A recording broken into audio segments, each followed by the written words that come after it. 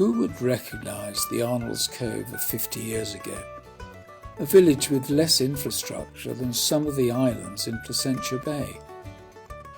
In 2016, we will remember the events of the 1960s as the island communities were persuaded to move to Arnold's Cove, Placentia and Southern Harbour. Arnold's Cove grew in stature almost immediately as its tiny population was increased almost tenfold within a couple of years. We had really good fun. Go skating down on the pond, but our toes would be froze. And we do it all day, though. And we come up, stay all day. Yeah, come up and put our feet in the oven. Put them in the oven, yeah. So we'd have to warm them up then. And there was nothing else to do. We had no TVs to watch. We certainly had no computers or anything like that. We made our own fun, though. We always had fun. Yeah. We had to make our own beds and help with the dishes. Everything was washed in the dish pan then, of course. I was remember on Saturdays, you had to clean your house right through. I can remember. Yeah. I didn't do it. I swept the floor, but I remember Mom said, "No, you got to take your chair and put it up on the table, turn it up so everything would be all swept up, and then the floor get down on your knees. You had to scrub it with your cloth and your bucket." Were doing the best they could in the world in which they lived. They coped, and you could admire them for it. But, you know, and remember what was acceptable in 1900 or 1800 or 1850 wasn't acceptable in 1965. Homes with no water or sewer systems. Inadequate schools, to be generous. I'm not saying that everything was perfect. It wasn't. Lack of opportunity. People not able to find work or having to get, I was going to say unacceptable, but you know, not the kind of work they wanted. Communities that were isolated. Our premises was on the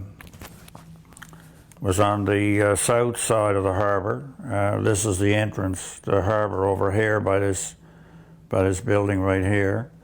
This building right here was our herring plant, our saltfish drying plant, and our saltfish packaging plant was, you could only see one end, but it was there. This was a series of flakes right here where we sun-dried cod. And then the general store was right here. Our house was right here. And these are just houses that people lived in on the other side of the main road going through Harbour Buffett, which you can see here. And the school that we went to, we had a 3-room school, and it was sort of in behind his mountain here and up around from the church.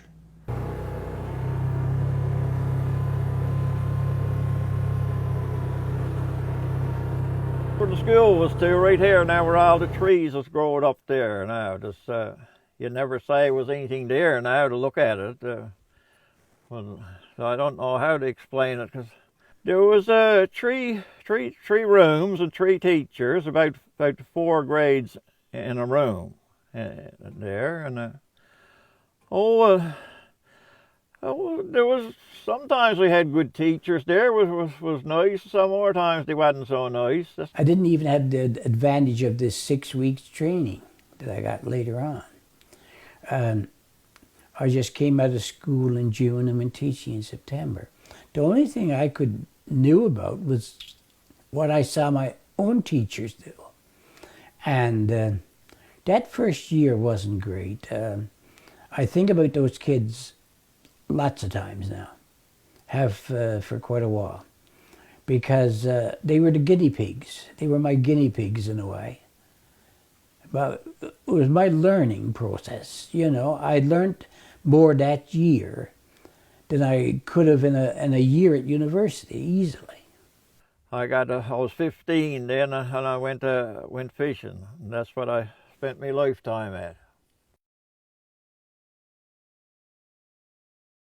There was 4 of us in the class, and we all failed. And 2 of us went back and finished grade 11. So a few years later, we were wondering how come we didn't have a high school graduation. And I said, oh, well, there was really only 2 of us. So yeah, we did a lot of work on our own. We worked really, really hard. Yeah, especially with math, the math subjects. Yeah, there was myself and the other girl, Doreen Marshall. She was at the time Doreen Slade. We'd take, when we'd start a new chapter in any of the math, algebra, trigonometry, whatever, she'd take one question and I'd take the next one, and we'd work on them all night till we got them figured out, and then we'd teach each other the next day.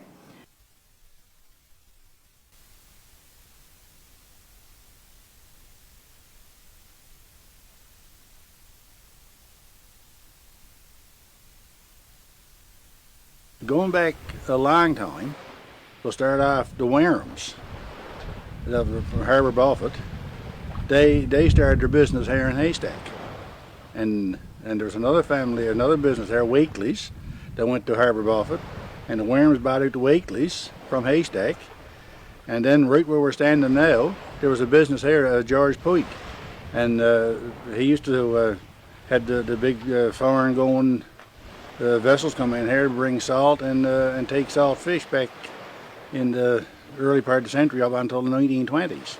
So yeah, and now we're getting up close now to where Frank's house was. All on the outside of the road here, that was all flakes along here, the wharf. There was a wharf off right here, and then the flakes then went right along and joined up.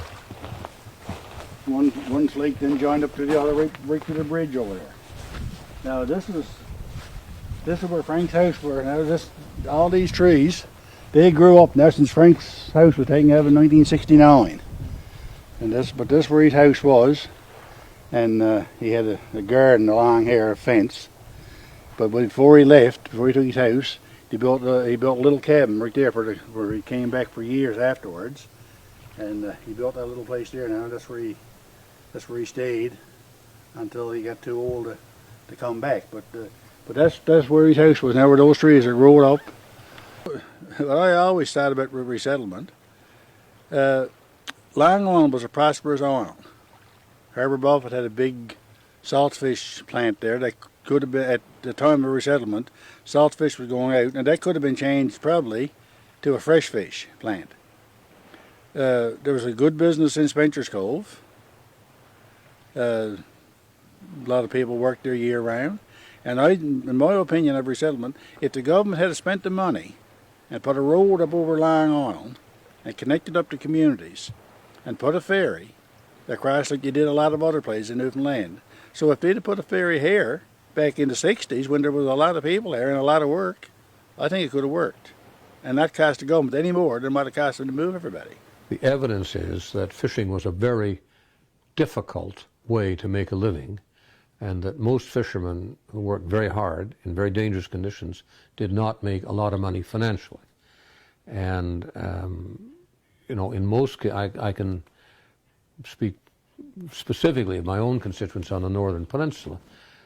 They did not want their children to become fishermen or to work in fish plants. They said, well, that's why we educated, and that's why we want to, if they have to leave St. Anthony or Ingley or Roddickton, let them leave. We prefer them to stay here, of course. So the fishery is not a desirable, in many ways, a desirable economic activity. Why was it here? Because that was the only way you could make a living in Newfoundland. I think Mr. Smallwood realized that this was not what most Newfoundlanders wanted, given their druthers. The whole industrial development program, I mean, you could spend your lifetime trying to describe it. It had some successes, it had a lot of failures. The refinery, now I know a lot about the refinery. I was one of the ministers who signed the original deal for the government in the late 1969 or 70. It has transformed that whole area. I mean, the area, Clarenville down to where? Long Harbour, on both Placentia Bay and Trinity Bay, is now among the most prosperous, I should say, in Newfoundland, and comparable to areas all across Canada. I mean, this is not, you could be in anywhere in Ontario or Alberta or somewhere.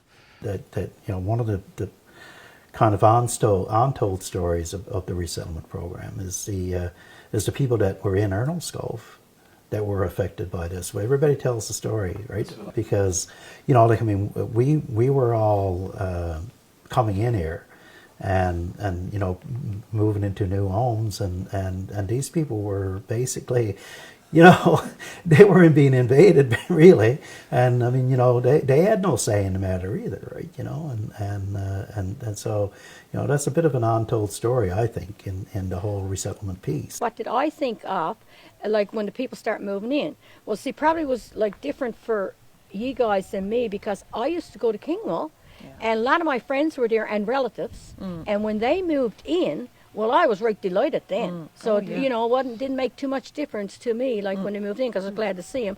And remember when the boys come down from Spencer's Cove? Yeah. Well, I mean, you know, 15 years old, sure, you know, you had to like that now, hey? So.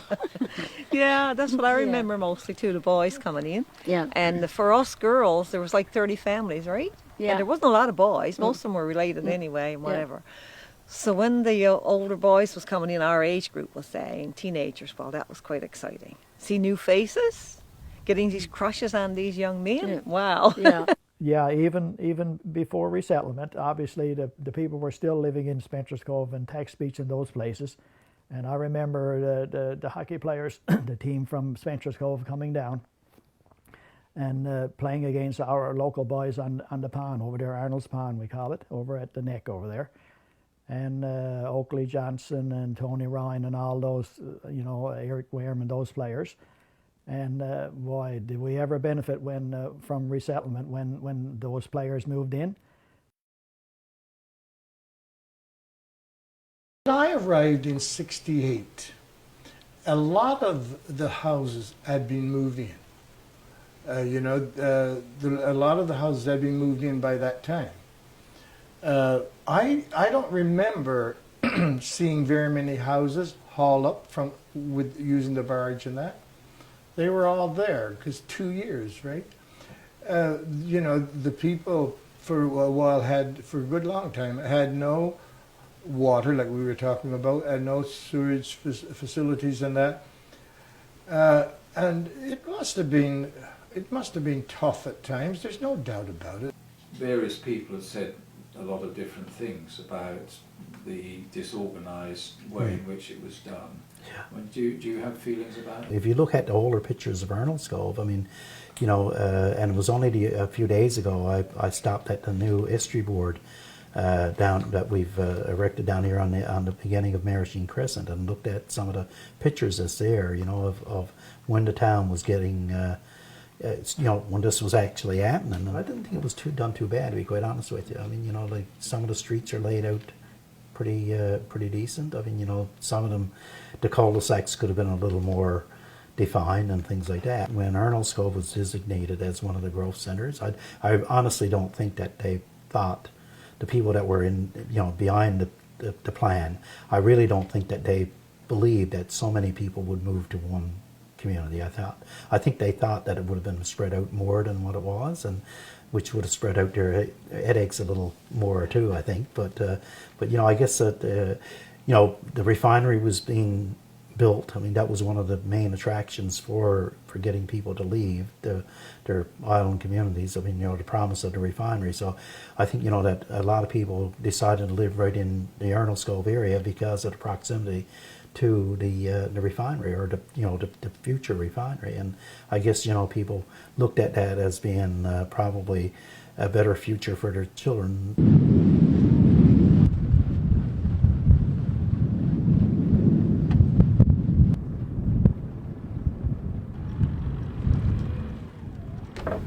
Oh, how nice is it? When I was a young boy growing up here in Bearhaven, our parish priest, Father Cassioli, used to beat up the ice in the spring of the year. Ice that frozen overnight, he'd beat it up with his hands, get out in the water and have a swim before he'd start his day. We're coming up now to the front entrance of the church. It's a magnificent church we had here. One of the best churches I've seen around. I think it was built in 1919. There was an Irish man and an English man did all the paintings in the roof of the church. It was beautiful. Everybody admired it. they love coming here to go to church. And there's certainly a good many people, Western Cove, Lennon's Cove, and other parts around the bay. But it's left now in ruins. There's nothing there now, only the foundation of it. For a bit there, they serviced this place until the bigger ones came, the Petty Fort and the Hopedale. So they started servicing here, and they were the last ones that was here. After that, they cut it all off. They took it away from us. Took away the boats, took away the teachers, and the post office. So, in other words, I suppose they drove us out. But at the time I was going away, I went away as a young man. Went to work with the federal government on the federal government boats. So I didn't know a thing about it. My mum and dad was moved out of here for 6 months. I didn't even know it. First of all, I didn't know what to think. I came in. I wrote a letter in North Sydney and mailed it home to Mom.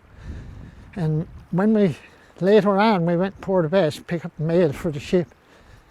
And the letter came back to me, no address. So I got leave and went ashore and phoned my sister up in Marystown. She said, they're living up here now 6 months. I didn't even know they were gone. This is my great-great-grandfather, William Flynn. He came from Ireland. At that time, they used to spell it F-L-I-N-N. Houses, the properties were all fenced off. You can see a little hollow here. That was the side of the road where they used to be at the vegetable gardens. They'd pile it up. Everybody had fences here. I suppose the rich people had the white paling fences, and the poor people, they had the picket fences. But anyway, it looked lovely when it was all done up in the spring of the year. It looked magnificent.